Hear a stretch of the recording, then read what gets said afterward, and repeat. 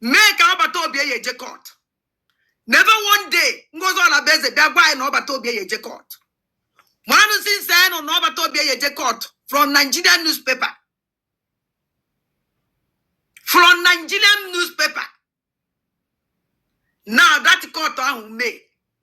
Ngozi Orabueze now go know you join us soon. Oh yeah, join us soon. Oh yeah, join us soon. You shouldn't join us.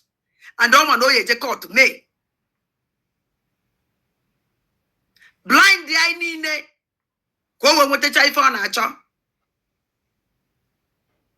Onye nunu sisimos oye jikpono na Biafra land. Osikwana na 6 months, take 8 to 8 months. Igbo even goes on a base name. On a create movement Obatobie, court Obatobie. Onoye sim evidence out of our fire. Unu watch or don't know what say. Onyo una neje wejela there with the evidence. Ewejele Finland. Yes, stop wanya. Onendo kona agwa. Goes on a base we answer better than this. Goes on a base we answer better than. In my last week, even make and please yet the mother. When it's near my conscience, everything in danger, the malahola, chocolate my health. Now so boo. Okay, can I wear Pataleba? We're good Nangozola Basin of Finland. True, Ngozola Basin of Finland.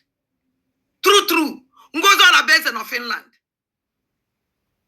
Ngozola Basin man of Jeff Finland, Yabiaku, Ezokuno Jeff Finland. Because now one goes on a best Jeff Finland.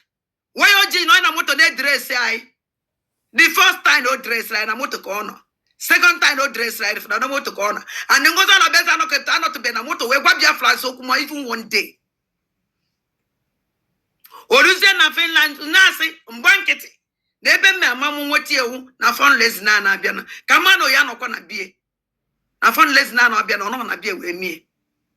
Why goes on a base Jezezo na Finland? Why o Jezezo? Madi je Finland or Walo. Oje Finland or Kwesije Finland or COS. Call. Manija Finland, Nezezo na Finland. No na moto doesn't mean anything. Enjoy Finland higher moto. Onwere ndo higher moto, onwere ndo say America higher paramoto. Why o Jezezo na